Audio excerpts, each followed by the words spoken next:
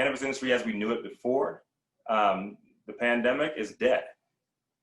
How we take it forward is up to you, and you, and you, and you, and you, all of you. So what we've done is we've built the world's first, not the industry's first, the world's first combination of Vice News plus YouTube plus Shopify. Why Shopify? Because all of us in the cannabis industry have stuff that we can sell. It's not necessarily THC, but we can get that popping online too. So what we're really doing here at CANiVISION is providing access. Access for everybody at the top, at the bottom. We don't care how big your company is, how small your company is. We work with everybody, and we want to provide transparency and vetted sources everywhere in the industry.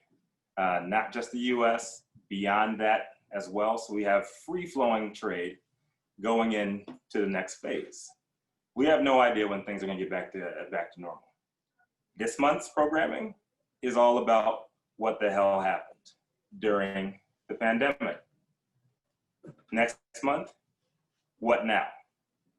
And December, what's next? We're going to get things started with my homeboys, Vlad and Ramon, out in New York, and from Happy Munkey. So we're going to start with the lifestyle side, keep it light, and then we're going to go into with the Knox Docs up in Oregon, endocannabinologists, and they're the only ones in the cannabis industry that can offer medical doctors and medical professionals CME credits. Why a lot of people don't know about them? You tell me. We're offering a platform for all of you. We're pooling the strength of all of our networks, and we're connecting with people all over the world, so we have free flow of information, and everything that we are broadcasting from the hub here is going to be vetted. And if you care about that, you care about brands, you care about actual integrity of your product, you should be supporting programs that bring you back to the place where the industry was at the beginning of the year, before the bug hit us. Let me get the party started, and here we go.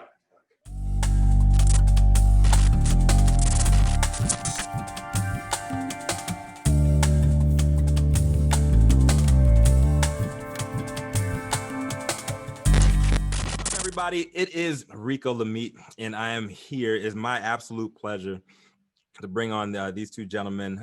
They've built a dynasty out in New York on the lifestyle side of the industry, creating a brand that nobody ever even believed could exist, not only in a city that size, but to be that important before the industry is even fully legal in the state, let alone the city. And their brand has grown beyond regional. Now they're doing great work abroad. I can't wait to help them just like break ground out here, break bread out here as well, out in California and Los Angeles. And two of my idols in the industry, I don't say that lightly at all, it's my absolute pleasure to bring to the stage right now. I have Vlad and Ramon from Happy Munkey. What's happening, brothers? What's up, my brother? What's going on, man? Thank you for having us, man. Yeah. Thank you, man. Appreciate all those kind words, brother. Humble. Honored to be here, man. You know, Rico has also been a beacon of shining light for us and everything he's been doing even before CANiVISION. So we're honored to give him our full support in this new venture. Vladimir, this is Ramon, co-founders of Happy Munkey LLC. We are the heart and voice for the New York City cannabis industry, and between the corporate and the culture. And we're just here to, you know, keep on pushing this thing forward. Absolutely love it, man. I love your hustle. I love your business acumen as well. And just what you guys have built is fantastic. And they sent out some merch, right? And it's dope too. It's dope gear. They already have dope branding, but it's dope gear too. I got my glow in the dark, my glow in the dark ashtray, and I got that. It's in my travel bag. I take that with me wherever I go. Right now, I got the Happy Munkey shirt, and I already got like 5 people like, yo, where I get that? And yo, you got an affiliate out here, man. You got an affiliate, man. So you guys have done so well, and tell us about the beginning of Happy Munkey. Like, how did you guys get started, and what is behind the brand? Well, I guess this is the guy right here. Well, we're both behind the brand. We're always I say it's a us thing. You know, I came up with the idea as far as the name, the logo, and like, you know, the feel, the vibe, the stoner, the New York stoner perspective is what I guess what I would say. But Vlad, we don't know. Vlad is more like he's actually the Happy Munkey. You know what I'm saying? Like, he's the guy who's out there talking to everybody and all that other shit. But the creation was seeing the community. I went to Amsterdam and I saw how that vibe was, and I felt like something like that was needed back home. So we kind of started with events because that was kind of like, I guess, maybe natural to us. You know what I mean? It wasn't like we were throwing parties before or something like that, but Right. We knew that we can get stoners, great, connoisseurs in the same room. I knew about the brand. I was well aware of the brand, like out here on the West Coast, but I didn't know what the hell it was. Right? Like, it was like some sneaky shit, man. And I love that. I love like the spirit behind it. Like, is it the marketing? Is it the connection with the community? A little bit of both. Like where's the superpower behind the brand? So what happened was this, Rico. As Ramon told you, that was like the conception of it. Then, because we've been around cannabis all our lives, been part of the legacy market all our lives at some capacity. So then we started going to conferences and we started understanding what's going on a corporate level, on a regulation level, and then that's when we went and we patented the brand and trademarked it nationally and internationally. And then we knew that there was really nobody, as you realize on your side, speaking for us.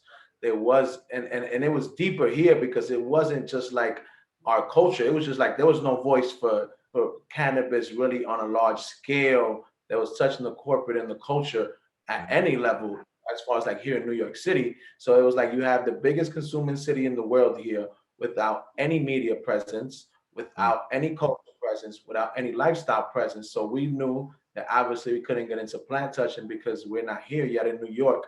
So we said we're going to tackle it every other way: media, lifestyle, events.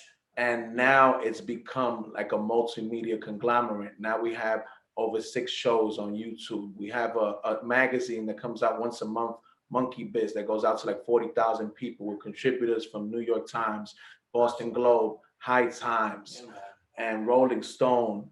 And now, it's like we created leverage where our voices are heard at tables that we would never thought, because not like, like a charity case, like whatever, because we created the brand awareness, we created the market share, and the culture and the people really fuck with us, excuse my French, you know what I mean?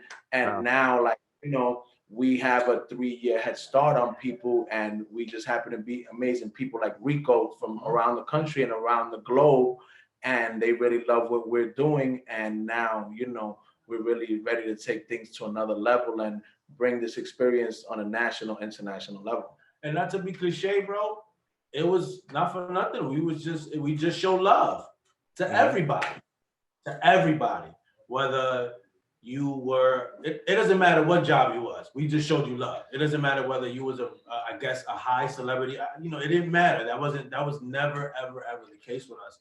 So it was that feeling of going somewhere and feeling like you're home because these people are treating you a certain way. You know what I mean? It was a lot of that. So it really did build the community. We really did build people where they're like, yo, now we love this. This is not just something I'm gonna support. No, I love this. Whatever they do, whatever they got going on, I know they're including the masses and the community. So we fuck with them. Because our requirements are simple, Rico. As long as you have love for that plant, you have respect for yourself, you know how to carry yourself, you were good with us. The theme of the show is what happened.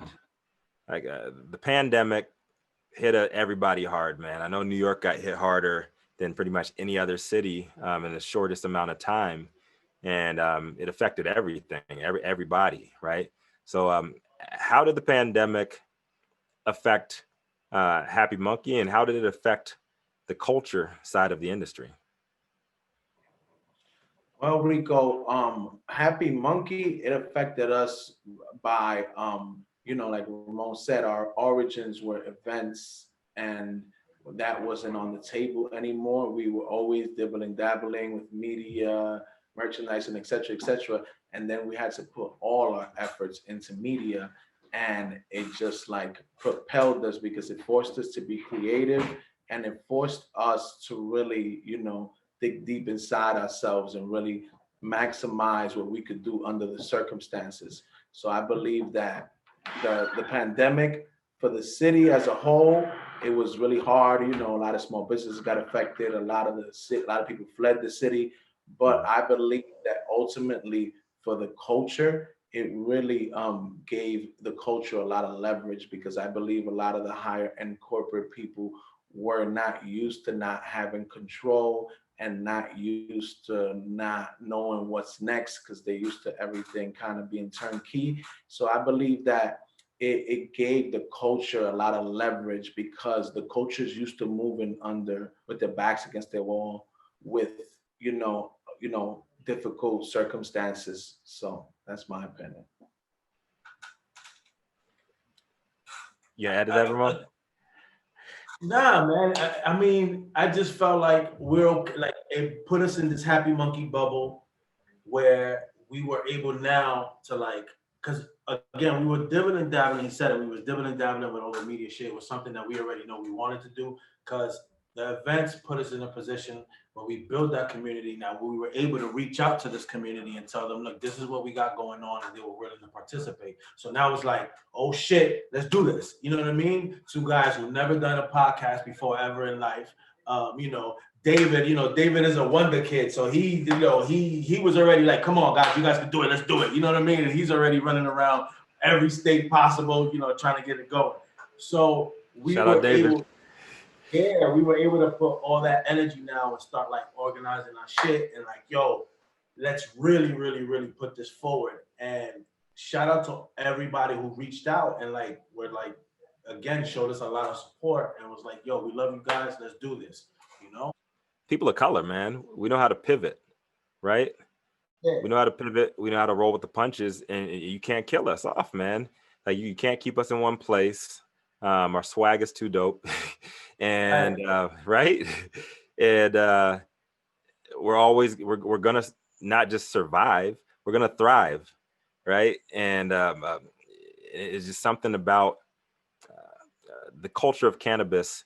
Moving forward, and everything that you three, I was to say David too, that y'all embody. We started as some humble kids from the bottom economic society, Harlem, Washington Heights. But by the time the pandemic came, we were known throughout the country and throughout the world. And it's bigger than Vlad, Ramon, and David. It's like our families, generational wealth, and our communities, and we're a beacon for all the people that come from circumstances like us, that if we did it, they could do it too. So it became like there's a bigger purpose than just us.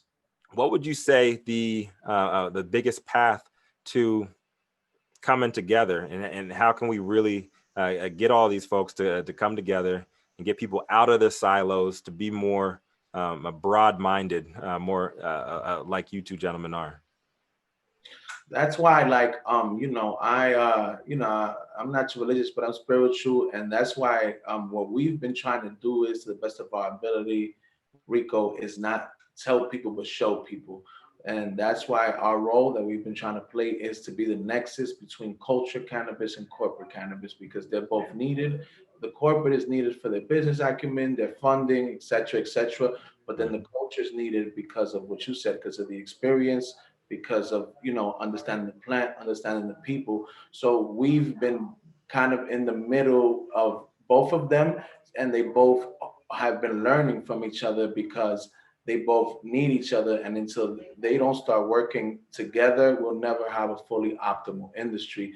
But as we know, preaching from an ivory tower doesn't work as well as showing. And what Right. we've been trying to do to the best of our ability is show both sides that have open minds. So like that, they can see that there's not a big difference between them, except for, you know, maybe the way they grew up, different things. But ultimately, they all want to make money. Ultimately, they all want what's best for the plant. They're just not communicating, and in return, the industry is suffering. Could you please tell us what is next up for the Munkey? What do you guys got going on next? What you guys been cooking up? I know you've been traveling a little bit, and what you guys been cooking up, and where can we expect to see y'all popping up next? Well, we are right now in talks with hopefully getting some of our shows in media on syndicated media. And we also are working on some new shows that are, you know, catered sometimes to like some of the Latinx countries that don't understand English, and maybe some Spanish shows. We're also in talks for a Happy Monkey Music Festival. And of course, you know what I mean? Like, you know, hopefully the lights will be going on here soon, and we're getting our ducks in order to hopefully have our license as far as like retail, delivery, etc., etc. Did I miss anything more? Oh, we got a strain line coming out, hopefully. Basically, so that's what we was basically for. So we was in Michigan, we were strain hunting. Nice. Basically, you know, New York is going to take a while before we can actually take off. So we're looking to basically get a line of strains coming out, powered by Michigan, anywhere in Detroit. Detroit or Michigan, you know, depending on the partners. And yeah, I think that's going to be big. And I think once the lights come on in New York, it's on after that. And yeah, we got a lot of shit coming, brother. We got more merch, you know, we cooking, man. We were cooking so hard, man. Oh, At the magazine, it's going for December. That issue is so going to be 1 year printed. anniversary. It's going to be a limited printed. Yeah, it's on. Like we got, yeah. You might have to fly out from New York for that. We might have a socially distant, you know, release event for the magazine. I'm with it. I do it for y'all, man. Because I always do it for the culture. I do it for my brothers, man. I appreciate y'all, man. Like, y'all don't know how much I appreciate y'all. And you tell the good folks at home like where to find you, and any last words you want to say to the CANiVISION crowd. Yes, you can find us in general. You can find us on happymonkeywithau.com. You got everything about us on there, where you can find us on social media, our YouTube, our podcast, our merch, how to get a medical card here in New York, all sorts of shit. We can help you out with that. If you want to find us on social media, on Instagram specifically, you can find us on Happy Monkey Goodies. You can find us on Happy Monkey _ and you can pretty much holler at us. We answer DMs, we answer emails, we answer everything. We here. Then I want to say, man, you know what I mean? I want to thank you, Rico, not just for what you're doing now with CANiVISION, but what you've done since you entered this industry. You know, you've been an inspiration to us and so many others, and you opened so many doors for so many people. And whatever, you know, 2021 has in store for you and CANiVISION, you deserve all of it and more. And we appreciate you calling you not only a media partner, but a friend and a brother. Honor too. And then for all the people out there watching from CANiVISION, remember, Happy Monkey doesn't do it for the clout. We do it for the culture. Yes. Both of us come from industries that are not in cannabis, and because of that, we consider ourselves collectors of information and editors. We look forward to learning with you. We'll be covering business, medical, and lifestyle content from the cannabis industry on a monthly basis. Across our channels and social media, we'll have micro content features and deeper dives on all of these topics. How's it going, everybody? This is Chris Jackson, the CANiVISION production lead for the Midwest market, saying welcome to the Midwest. Excited about this launch, excited that you're going to be on this journey with us. Far too often when people talk about cannabis, they forget about the Midwest market, when really the Midwest has some of the hottest markets in the cannabis industry, including Michigan, Illinois, and we're going to take a deep dive into all of them. So I hope you look forward to being on this journey with us, and welcome to CANiVISION the Midwest way. Hi, my name is Beth Doris, and I'm the Strategic Marketing Director for CANiVISION. I've worked in the technology sector most of my career, but I've decided it was time to get involved in something more meaningful. Building bridges instead of silos, corporations working with communities, and a place where there's an opportunity to repair the world. Enter CANiVISION. Cross-pollinating cannabis-related conversations between medical, business, and lifestyle channels is what we're all about. I'm looking forward to seeing, learning, and hearing from you more from you all. One network, many voices.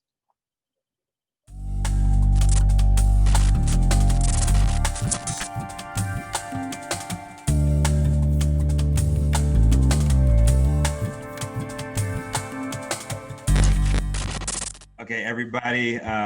Thank you guys so very much for coming out and being with us this evening. And now we have the world famous doctor family out of Portland, endocannabinoids, multi-generational mental wealth, and we're going to turn that into actual wealth. And they're doing some excellent stuff across the board. Thank you for coming on to the first episode ever with us, the world famous Knox Doctors. How are you all? We're great. Thanks for having us. Thank you for having us. Yeah, appreciate it. What would you say that the biggest problem right now in the industry is, and how would you remedy it? I mean, I think one of the biggest problems in the industry is a misalignment in priorities, right? There are folks who want to get into this industry to make a big return on investment, right? A lot of people are in this industry for the money.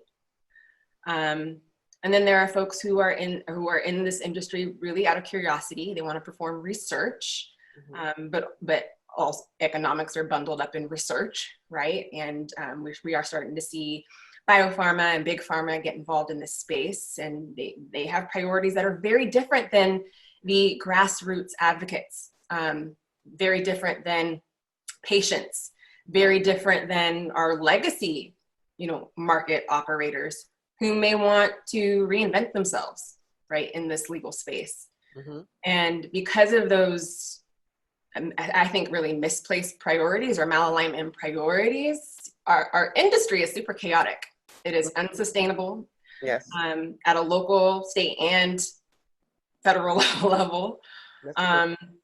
And I do think one way the primary way to remedy that is through education, like without a shadow of a doubt. We have a lot of people in positions of authority who are not competent in the history of cannabis, in the science of cannabis, in applying, cannabis to creating an economy, a robust, sustainable, and scalable economy. And so we find ourselves having to operate and navigate a trifurcated cannabis market, right, between medical, adult, and hemp. We find ourselves amidst the chaos of exceptional rulemaking upon exceptional rulemaking. And at the end of the day, I think we are creating an environment in which only the white, male, stale can thrive. Yeah, and to put it more succinctly, I think this space has been directed by economics and poor policy from politicians. Absolutely, people making policy and regulations that know absolutely nothing about medicine or healthcare or any of those things about cannabis. And some of them barely say the word cannabinoid, yet they're making policy. So far it's been directed by economics and politics and, and it's gone where those things will allow. And the folks who really have a vested interest in this becoming a sustainable business for all, have not stepped up to the plate. I see that we're starting to say, wait a minute, we don't want to go in the direction that Big Pharma did. And that's the value of understanding the history, right? You don't make the same mistakes. Right. So we need to call attention to that so that we avoid making those mistakes or continuing with those mistakes in this cannabis space. But so far, that's what's directing it, economics and poor policy by people who do not understand. And then you have to realize that it's still the money power, and that's represented with big pharma. They've got the history. They influence the politicians and the regulators. And you start, moving, some of these policies and rules in such a way that a lot of people get left out. Yeah. It's going to favor the big money people, Yeah. and so but some people are staying out, right? People like us who need to get involved. Yeah. By that I mean medical providers. Well, I think so much of it comes down to a fundamental misunderstanding of what the cannabis plant is and what it can do, right? So a lot of us are staying away from or remain afraid of the cannabis plant because of its history and because we don't learn the broader history of cannabis and how the narrative. Yes, the narrative. Yeah, sure. The broader, the war on drugs narrative that so many of us are familiar with. We are of the DARE era of, of education.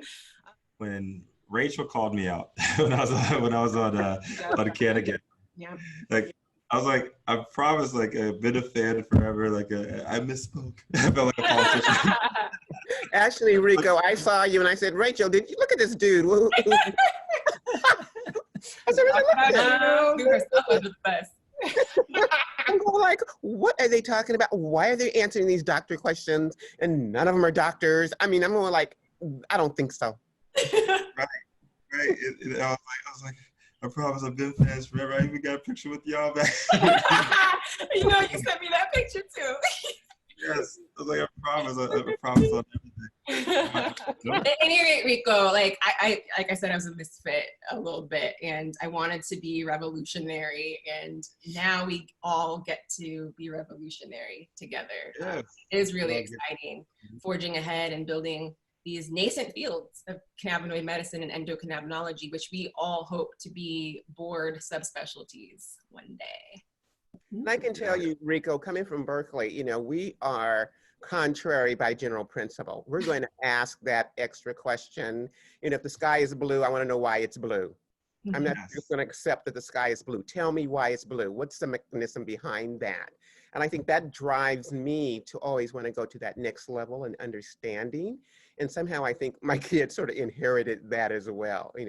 What is behind all of this? And I think once we really understand at least the physiology behind cannabis, and then it does, you can sort of, apply that to the world in general, the universe in general, of how things should work together in synergy and collaboration instead of isolation and competition. I think understanding this basic thing that we learned from cannabis that led us to the physiology really replicates the way nature works. And that's what we're getting back to. How was it intended for us to live on this planet? It really, it serves the interests of the, sort of, I don't want to say malicious, but maybe not total beneficent groups that are out there, for most of us to remain unaware of the medicinal nature of the cannabis plant, of the economic power of the cannabis plant, all of the broad versatile benefits, whether it's for our personal bodies or for our communities or for the world at large. It is to the benefit of those people in power that my family has already sort of called out, for us to remain ignorant. And so, we're working really hard to educate as many people and as many organizations and policymakers and you name it. We are trying to educate them on what is the cannabis plant? What is its real history? What is its real potential? How can we use it? Again, not just for personal health and wellness, but to, help our communities develop, to heal our environment, to make this world a better place, because we believe that you can use that plant to do that. And I think to add to that, I think it's the stories like what we're telling here today, Rico. Conventional doctors who are trained in the conventional space are now looking outside that box and say, wait a minute here. Here is something that's so real and so fundamental. We need to be able and encourage others to look outside that box. They need to see this story of conventional docs who's going, wait a minute, there's a bigger story here. There's a bigger something behind all of this. And so these stories do become very important. Here I came from a very religious family, never saw cannabis before getting into medical school and beyond. And I've converted. You know, I was trained with that stigma, how horrible this stuff was, and my dad would tell you, you're gonna die and go to hell and burn forever. I mean, that's the training I had, but I've changed. So here's someone in science, in medicine, going like, wait a minute, there is some truth behind, there's some science, there's some research here. I have to think about this and add it to what I know. I want people to hear that story from someone who is so far removed from it, so now to be an advocate of what this plant can mean, not just the physical health, but the health of the globe, really, the health of the globe. Yeah, It doesn't really enriching society. Yeah, Right? yeah. What were you saying, Dr. Dad? Like, I'm just saying, you know, what she's saying, it's really the story so many times, you know, with the patients that, you know, they, you know, basically were ingrained against it until, you know, finally they have a medical problem and they tried it. And, you know, the conversion story is just so prevalent. But a lot of them still are looking for, is it okay for me to use this? Because they're still fighting that stigma with neighbors or family members. Tell me it's okay to use this. And yes, and we need to reinforce that, yes, it's okay for this plant to be used for your well-being. And all of this is really why we as a family decided to first start our own clinics, but then to create Advent Academy, which is our you know, education and training organization. We recognize that, you know, the endocannabinoid system and cannabinoid medicine continues to not be taught in medical schools or nursing schools or really any other allied health professional training program. So we've decided to take it upon ourselves to do that education. You know, we had to do a lot of our own digging and researching and you know, searching on PubMed and all kinds of stuff and teach each other. We want the education that we had to sort of scrap together for ourselves to be at the fingertips of other doctors and clinicians. You know, patients are seeking this information. They are seeking cannabis as medicine. And it really does them a disservice if we as healthcare professionals are not prepared to talk to them, to give them guidance, to help them understand how to use cannabis effectively. And not just other doctors, but everybody on that supply chain needs to be re-educated. And I used to talk about what I call the rules of engagement, understanding the language. Do we all understand a standard language? What are we talking about from coast to coast? And then the number two was, you know, understanding the direction medicine is going, the N of one, but more importantly, how do we keep people well so that they don't get sick? And then number three, how do we influence the policies and regulations and rules? I mean, how do they determine what we can do now, but also how do we help the creation of appropriate policies and regulations? So to me, those are our rules of engagement that we always have to keep up front. The language, the standardization of it all, you know, where is everything headed into the future as a disruptor? And then what policies and regulations do we need to take this forward in the best way possible? You know, I think it should be the basis for all that is next, quite frankly. Dr. Jess spoke to the almost infinitely large opportunity that is the economy of cannabis and the innovations of cannabis across what I like to put into 4 buckets, right? Agricultural, industrial, medical, and nutritional uses for this plant, right? And within each of those buckets, I mean, the derivatives of cannabis are seemingly endless. And on one hand, yeah, if we steward cannabis correctly, right, its regulation and its economy correctly, cannabis stands to disrupt probably every industry known to man, on the one hand. On the other hand, it creates almost infinite economic opportunity, not only for individuals to succeed and self-actualize into, you know, myriad new fields, but the opportunity to use these innovations to clean up our ecosystems, right? And so I'm really pushing for us to use science and medicine as the North Star, right? As the reason why we are legalizing and regulating cannabis.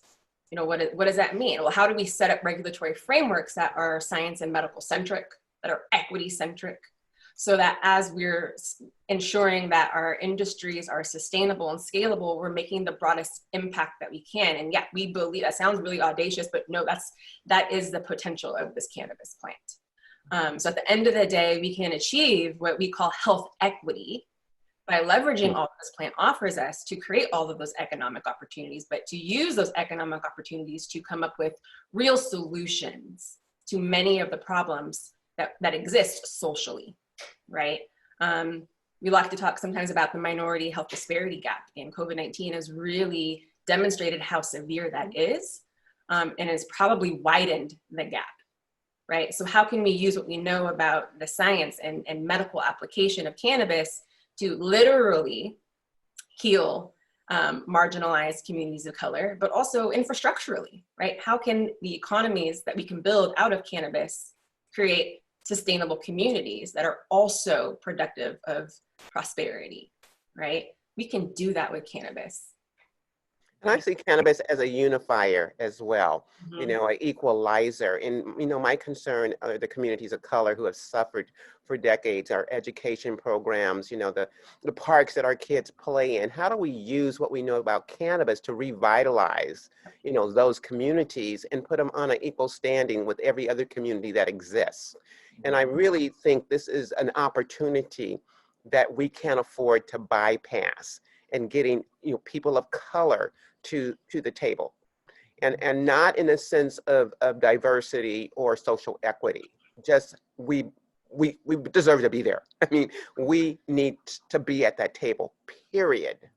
I don't want us to wait to be invited. We need to take our place. Please tell us what is going on next with the Knox Doctors, and where can we next find or support, or just even like follow like what you're doing. I think the girls are better at that. Well, you can always find us at drknox.com. We're on social. Our collective handle is at the Knox Docs, and Jess and I are Rachel Doc Knox and Jess Doc Knox. I'm very active on Instagram. So please follow us, engage with us, interact with us. It's all good. And, you know, we're really excited about what we're doing with Advent Academy. We'll be launching very broadly in January of 2021, but in the meantime, follow us, because we will be doing, having some enrollment campaigns. So be on the lookout for all of those, because you definitely want to get in early. And welcome to the vision. Thank you for having us. Yeah, and don't fret too much, you know, because getting called out is a daily event around here. I love it. I love it. Hey, this is Gary George, the regional production leader for CANiVISION in the Northeast Territory. We are going to tear it up and put it together, guys. We have a culmination and combined all of the business, lifestyle, and medical cannabis industry information all under one broadcast unit coming to you live. That's right, represent Jersey in the house. We're going to take it all up and down the East Coast, guys. But CANiVISION is in the building. Make sure you check us out, man. We got a lot of stuff coming. Stay tuned. What's up, everybody? My name is Raj. I'm a cannabis journalist and marketer. Excited to be joining you as the regional lead for the Southeast region of CANiVISION. We've got some awesome markets here from DC all the way down to Florida, and we're already working on some awesome collaborations with the other regional leads. So check us out on social at CANiVISION, and make sure to hit our Eventbrite for the October 29th premiere. It's going to be dope. I'll see you guys there.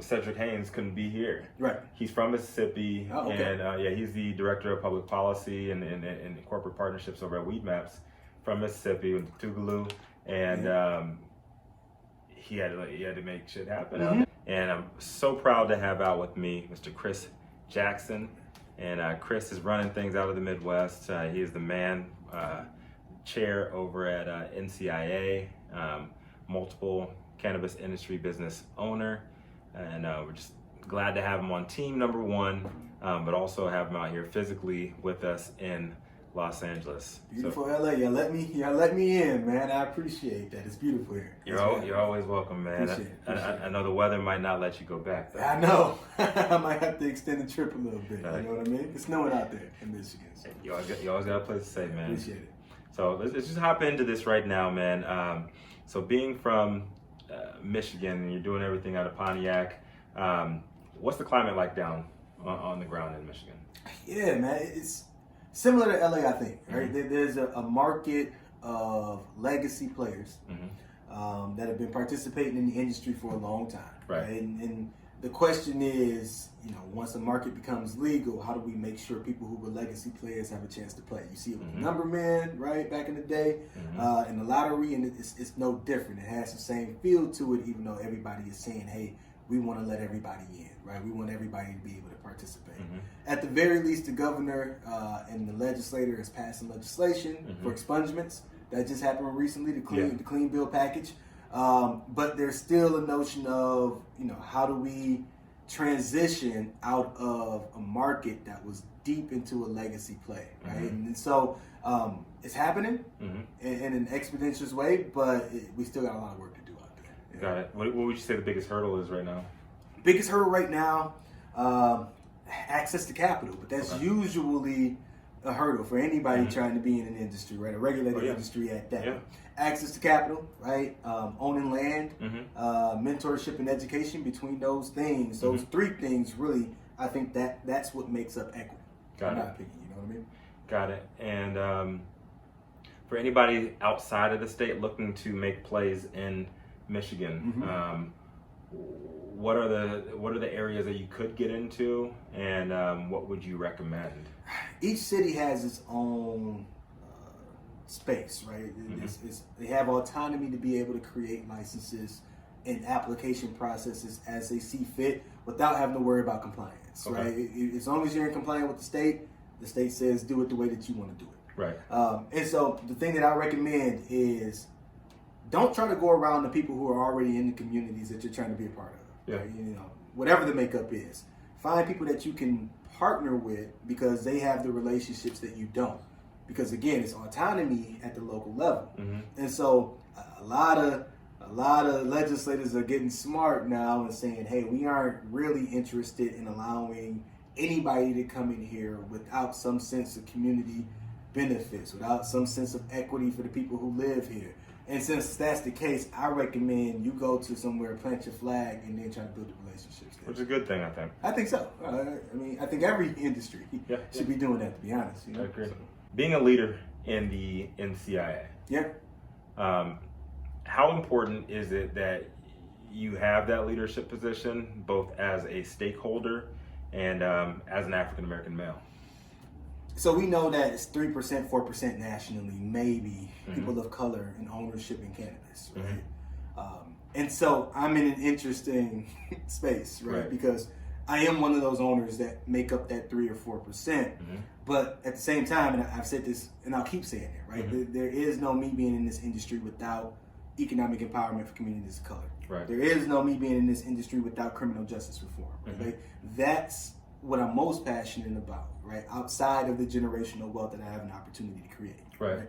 And so, with the NCIA, the oldest and largest membership association in the cannabis industry, that's focusing on federal laws, policies, etc. For me, it's cool in a way because we're breaking barriers, right? Yeah. But I'm leaving the door open, hoping other people kick it down, right? Yes, my goal is, and that's a Jay-Z lyric. I'm getting credit, you know what I mean? But I'm a Jigga fan. So, but the goal is, diversity, equity, and inclusion in every decision that's being made. And that means from regulatory agencies all the way up to membership associations, right? Like it needs to be incorporated. Shouts out to Aaron Smith because he was already in that vein, you know what I mean? But the board came together and we said we want there to be a decision, like a person of color, right, at the table for every decision that's being made. Right. The same thing is happening right now in Michigan with the Marijuana Regulatory Agency. Nice. Racial task force that I'm on. We want every decision that you make to be filtered through to hear our concerns, right? Whether or not you end up doing what we recommend, it's another conversation, right? As long as it's transparent, we're okay with it. But too many people feel like or felt like it was okay to make decisions without having those conversations. Got it. And that shifted. And hopefully with what we're doing at the NCIA, we're helping set a standard for the rest of the industry. That's what's up, man. And it's a long storied organization. Yeah. And no, I can't express how much of a fresh breath of air it was to see you. Like, oh, man, when I first saw your picture, I was like, look at this cat.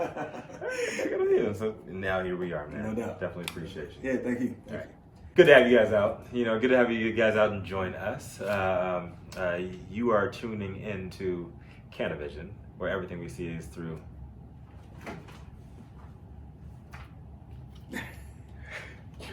green tinted lenses. I don't even know what to do with this guy. Green tinted lenses, this is what it is. I'm Vladimir. Chris Jackson. We'll see y'all next time. Good shit. No doubt, bro.